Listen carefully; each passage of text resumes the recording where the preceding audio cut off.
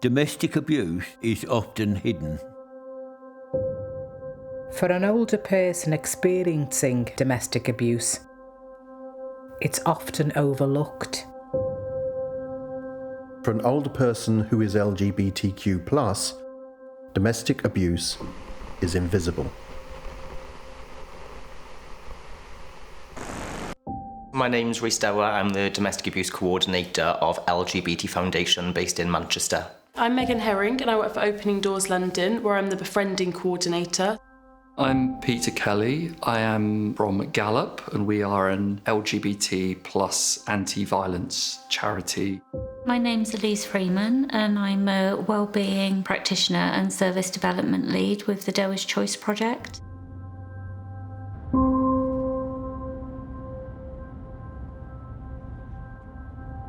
Domestic abuse is a single incident or a pattern of behaviour that's harmful from an intimate partner, an ex-intimate partner or a family member, regardless of age, gender or sexuality. What does LGBT DV look like in short? Well, it looks like DV. So it looks like verbal abuse, coercive control, physical violence, economic abuse, sexual violence, and so on. The difference is, I think, people, because of their identities, experience that in a different way to heterosexual or cisgendered people. So, for example, one of the most common experiences is having your sexuality or gender identity used against you.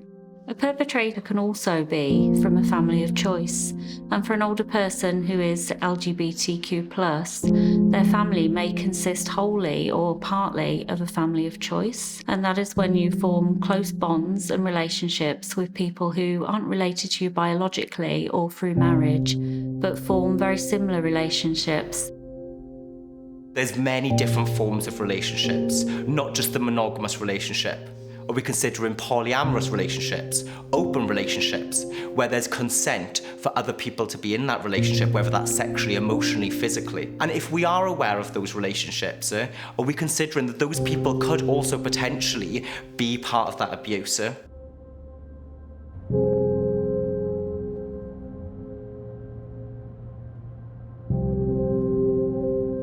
What's the public story of domestic abuse? It's often around a heterosexual, cisgendered woman, and that's understandable given the proportionality and what we know about the nature of gender-based violence. But the problem for older LGBT people is they're often invisible. So they're often invisible not only in their own communities, but they're also invisible to services.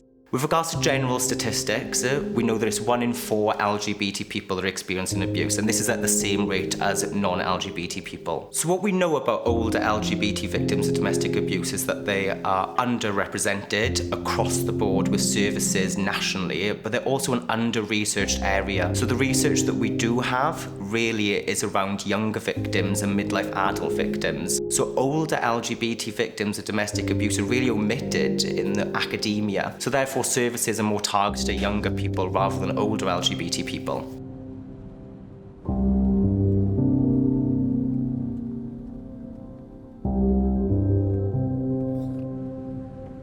People often think, well, why do I need to make inclusive spaces? Why do I need a space specifically for LGBT plus people? I'm just going to treat everyone the same. But we're not all the same. Our very histories are very, very different. Practitioners coming into contact with older people who are LGBTQ+ are not identifying their sexuality. And this is partly because they're not asking the questions. Some of them are uncomfortable talking about sexuality with older people. Older people are often seen as asexual, and it's an important part of their identity. For an older person experiencing domestic abuse, it can take a long time for them to fully disclose the extent of the abuse. People who are working with Doer's Choice are disclosing quite high levels of abuse months after the event, and that's through building a relationship of trust with their support worker. Professionals can respond better to the needs of LGBT people by, first of all, recognising that they are experiencing abuse. So looking for those signs and giving them space to talk and discuss. And also we find going at their own pace and not judging them, not making assumptions about their relationship, and really just giving them opportunities to make choices and decisions themselves about how they want to navigate that relationship, whether it's a family or a relationship of their own choosing.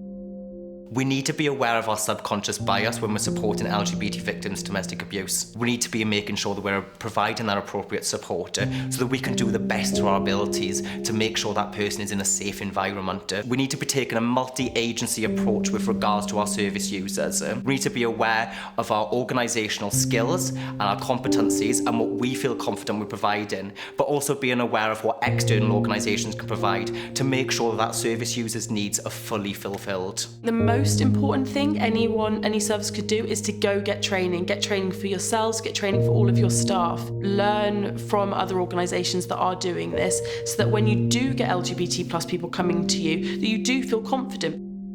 It's about making your service visible to LGBT victims and survivors, and that can be through images, it can be through the language you use, taking a robust anti-discriminatory practice really, and that cuts across with all staff. So, when someone walks into that service, they are going to feel that service is inclusive and they're not going to be discriminated against or belittled because of their sexuality or gender identity. Make sure we're asking these people about their pronouns, their gender.